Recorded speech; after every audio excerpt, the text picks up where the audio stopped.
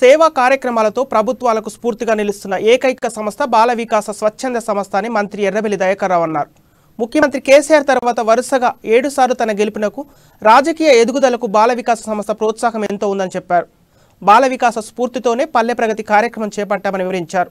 బాల వికాస స్ఫూర్తితో CM KCR machine Bhagiratha చేపట్టి ఇంటింటికి తాగునీరు అందిస్తున్నారని, ఇది చూసి కేంద్ర ప్రభుత్వం దేశం మొత్తం అమలు చేయాలని రాష్ట్రానికి అవార్డు ఇచ్చిందన్నారు.